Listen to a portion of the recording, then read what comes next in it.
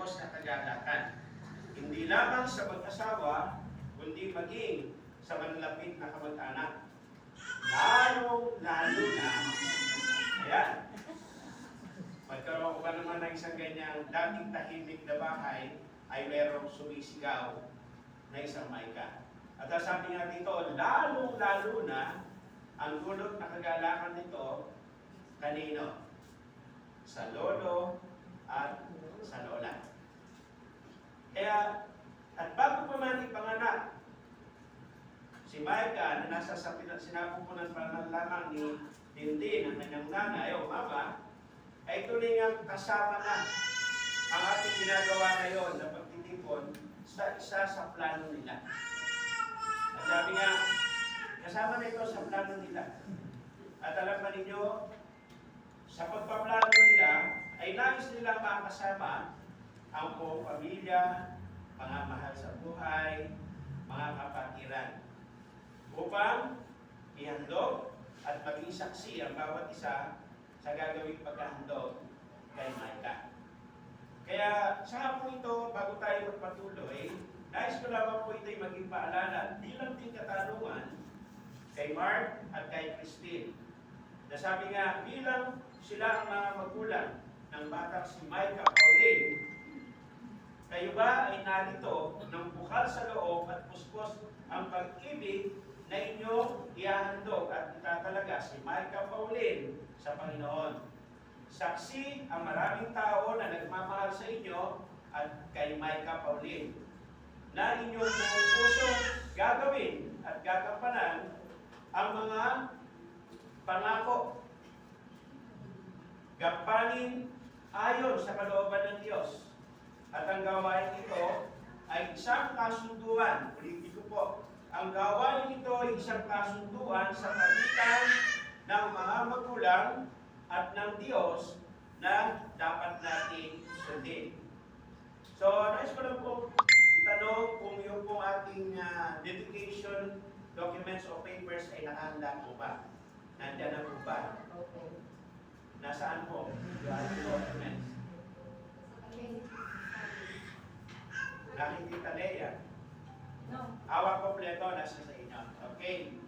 So, pwede po ba na yung mga nakasulat na ninong at ninang ay pwede po bang pakibasa natin bago po bigay yung mensahe? Gusto lang po natin ma-recognize sino ba yung mga ninong at ninang na nandirito. Dahil kayo po, kaya gusto namin ma-recognize kung sino kayo at ng mga tao na nandirito, ay nais po namin paalala sa bawat isa na ang ating pong bahagi sa paghahandog nito ay hindi po ito pangako lamang natin kay Micah, kundi pangako din natin sa Panginoon. At ang bawat isa sa inyo na nandirito ang magiging saksi at magpapaalala sa bawat isa na pare-parehas kayo na mayroong ipinangako sa Panginoon na gagawin yung pagsuporta kay Micah Pauline habang siya ay lumalaki. Pakibasa nga po sa hari ng mga nina. Pakitaas na lang po yung kamay. O sige po, pakitaas po ang kamay ng mga tatawagin ninong at ninang. Cherry Ann Morales, Doon.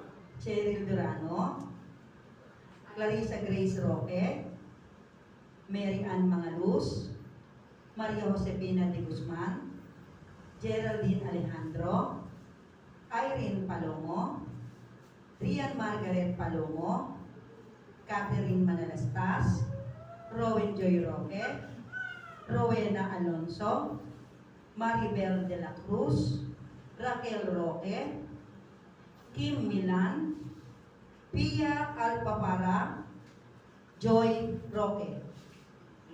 Sa mga ninong naman po, mga hanay na mga ninong, Erickson Feliciano, Adriel Jan Rustia, Jefferson Kamwa, Jake Foson, Kevin James Roque, R.D. Suarez, Ryan Roque, Matt Daniel Ingal, Mark Julius Rivera, Carlos Miguel Fuerte, Jefferson Dantis, Joel Vicente, Justin Jan Foson, Lee Andrew Libunaw, Ashley Apolinario at Jonathan Arlantico. Okay, so salamat po.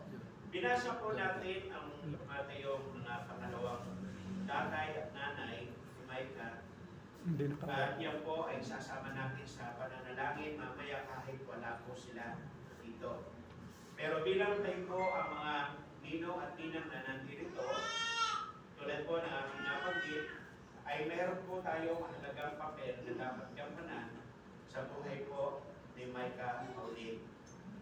Pero bago tayo magpatuloy sa ating paghahandog ngayon, nais ko lamang po magdala o ihatid ang mensahe sa atin ng Panginoon sa hapon ito.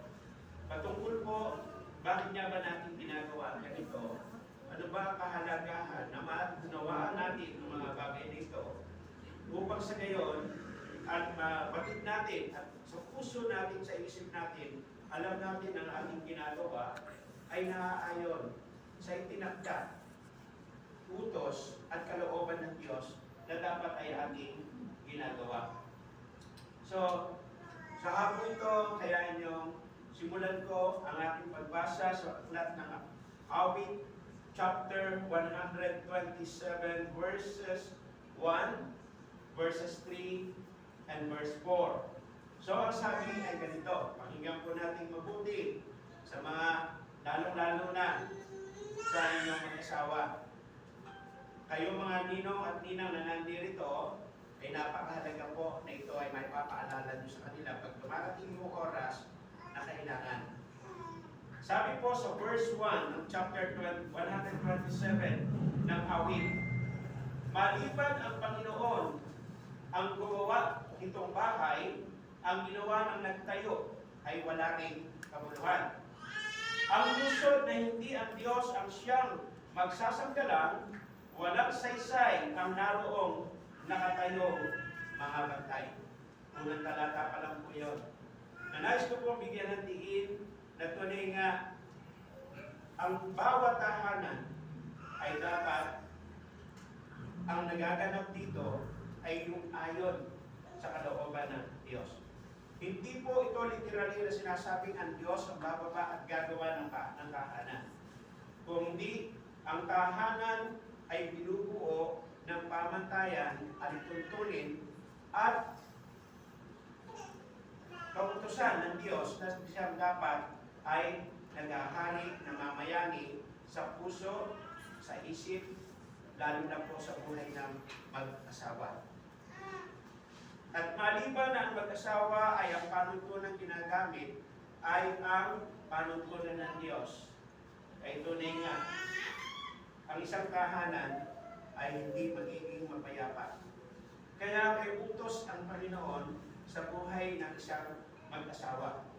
Lalo na kapag sila ay mayroon lang anak. Ano ang utos ng Panginoon sa mag-asawa?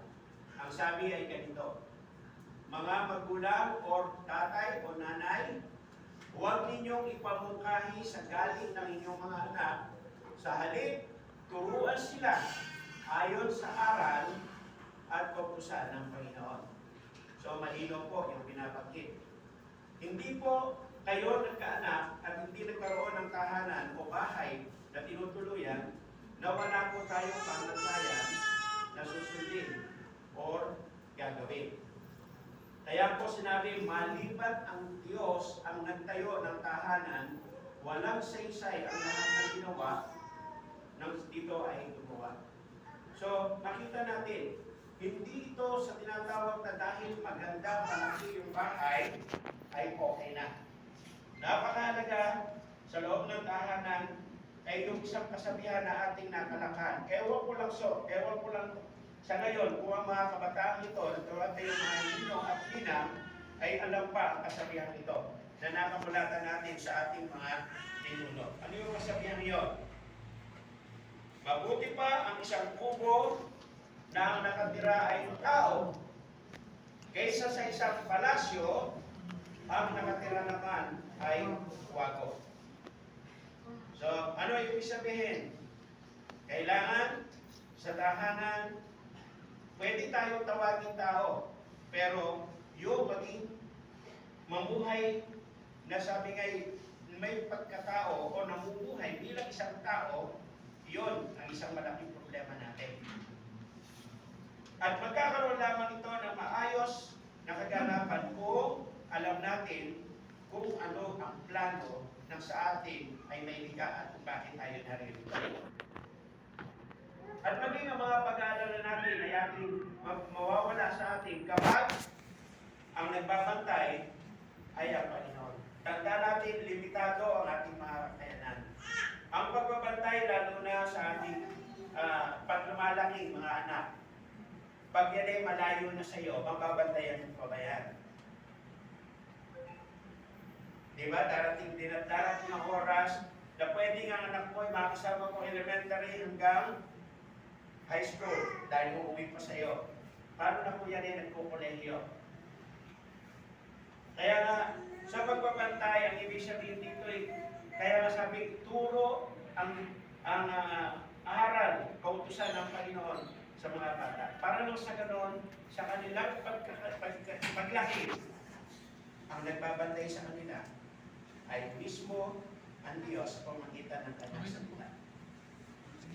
At tandaan natin, kapag ang mga bata ay lumaki na mayroong banal na pagkatakot sa Diyos, at alam mo, at yun ay naituro mo sa Kanya, ay saan sila magpunta. Panatag ang iyong kalooban, dahil alam mo, ang panuntunan at kalooban ng Diyos, ang nagiging gabay at kalakasan nila, at buhay nila sa araw-araw ng kanilang buhay. Kaya magkakaroon tayo ng kapayapaan. Ang sinasabi sa verse 3, kaloob ng Panginoon itong ating mga bata, ang ganitong mga supling ay tunay na pagpapala. Tulad ng nabanggit ko nga kanina, ang isang bago, bata, or nadagdag sa pamilya, lalo na sa buhay ng mga lolo at lola, ay labis na kagalakan ang kanilang nararanasan. At ito ay kanilang pinahalagahan. At lalong dikit dapat natin malaman na ang pagpapahalaga at kung gaano ito kahalaga sa paningin ng Diyos at sa puso ng Diyos ang mga bata. Alam niyo ba, inahalintulad ng Diyos sa mga ugaling bata ang dapat na maging ugali nating mga matanda. Dahil ang sabi, maliban na tayo ay makaugali ng bata, hindi tayo pagkaharian ng Diyos. Dahil ang sabi ng Panginoon, sa mga bata, naghahari ang Diyos. Ano kaya ang dahilan? Ano ba isang katangian na yan na nasa bata at masasabi natin ang layo natin sa mga bata at sila ay malapit sa puso ng Panginoon? Ang mga bata ay hindi po katulad nating may mga edad na pag nagalit, nagpapatay na ang paa, hindi pa nagpapatay. Pero sa mga bata, magkakaroon ng alitan yan, magkakalit yan, mag-aaway yan, gano'n. Pero pagkatapos nun, mamaya-maya lang makikita ninyo, naglalaro na ulit. Sila rin. So yun ang isang bagay na nais din ituro sa atin ng Panginoon. Kaya sabi niya, maliban na tayo makatulad ng mga batang yan, ay hindi rin tayo pag-aharian ng Diyos. Kaya napakahalaga. Dahil ang mga batang yan ay magsisilaki rin. Baka makatulad yung natulad natin. Yung pag nagtanim ng galit, malapit na, hindi pa nakikipagbate. Sino sa inyo ngayon ang merong katampuhan sa mga ninong at ninang? Sino sa inyo ngayon? Paalala mo ito. Baka po abutan. Makipagbati na po tayo. Baka po abutan tayo. Okay. Ang pangatlo, sabi ito, ang lalaking mga anak. Ito po pagkabi sa pag binasa niyo po, akala natin lalaki. Hindi po. Ang lalaking mga anak sa panahon ng kabataan ay katulad, ay palasok sa kamay ng isang kawal. Paalala sa mga magulang, paalala sa mga ninong at ninang. Ang bata ay hinalitulad sa isang palasok. Sino nakakaalam sa inyo Saan ba ito binabala? Sa kanyon? Pana. Saan po ba ito binabala? Sa pana. Pana. Yung pana, kapag bininan na natin, binatak natin ang bahagya, gano'ng kalayo ang inaabot? Di ba, bahagya lang? Pag bininan mo ng bahagya, bumabagsak na halos sa harapan. Pero the more you stretch, yung pana ay the more na binatak mo ito, at yung pinawalan, diretso pa ang dating nito at ang layo pa na nararating. Ano ang paalala nito sa atin bilang magulang kay Mark, kay Tintin, at ang sabi kayo, pangalawang magulang na nandito, ano ang ibig sabihin dito?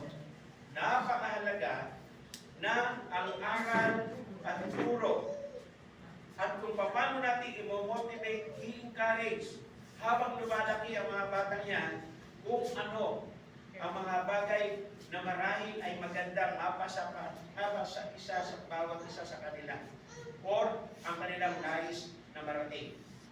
Or baka meron pang gustong sabihin sa kanila, anak, gusto ko pagdating ng araw, ganito ba? Pero hindi mo pwede, yung ginagawa mo ngayon, hindi mo mararating yung sinasabi ko sa iyo. So the more we stretch, the more ang layo na nararating nung palasok. Ano ibig sabihin dito? Sa buhay natin, dahil sila yung mga bata na ating pinalalaki, ay napakahalaga ng papel na ginagampanan ng magulang. At bilang kayo rin ay mga pangalawang magulang na tumatayo. Alam nyo, napakapalad si Micah. Dahil napakarami ninyo. Binabi ko yung word na napakarami. Dahil ngayon lang po ako nakaranas ng dedication na meron 16 na pares. Ang dami. Ibig sabihin, sigurado, sa dami ninyo, ang daming magpapaalala. Ang daming magpapaalala sa nanay, kay tatay, kay kumpare nyo, at maging pati kay Micah, habang siya ay lumalaki. Nandiyan kayo lagi na handang sumubaybay sa kanila. Kaya tandaan natin, ang kalalagayan ni Micah ay parang isang palaso na nasa inyong mga kamay ngayon. Dito, sa kamay ng kawal. Pero ngayon, ang kinabukasan ni Micah, alam naman natin, yan ay laging nakabatay sa kung ano ang plano ng Diyos. Pero, ang plano ng Diyos ay mahahayag sa pamamagitan ng bawat isa sa inyo. Kaya ito mahalagang bagay na gusto ko ipaalala rin sa bawat isa. Na ito ay gagawin natin hindi pag na sila'y matanda na. Gagawin natin ito habang sila ay bata at sila'y lumalaki. Ano ang sabi ng Proverbs chapter 22 verse 6? Ano sabi? Ituro sa bata ang daang dapat niyang lakaran at hanggang sa kanyang paglaki, di niya ito malilimutan. So, kailan daw ituturo ito? Habang siya ay lumalaki, habang siya ay bata pa. Para nang sa ganun, sanayin natin siya sa ganong klase ng pag-uugali, gabi, at karakter.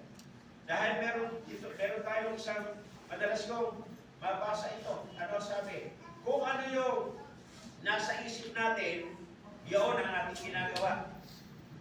Sa mga bata, sino ang naglalagay sa isipan nila ng mga bagay na dapat nilang gawin? Tayo, mga matatanda, lalo na mga nanay. Kaya nga kung ano itatanim natin sa isipan ng bata, yaon ang kanilang gagawin. At kung ano yung kanilang ginagawa, yaon ang kanilang magiging gawin or magiging karakter. At kung ano ang kanilang karakter, yaon, doon nakadetermine ang kanilang bukas, ang kanilang walang hanggang buhay. Kaya nga, kung ano yung iniisip mo ngayon, yun ang iyong ginagawa. At kung ano yung ginagawa, ito ang nagiging gawin o bisyo mo. At kung ano yung bisyo mo, ito yung nagiging karakter mo. At kung ano yung karakter mo, yun ang nagdidetermine ng destiny ng bawat isa sa atin. Kaya mahalaga po, ituro sa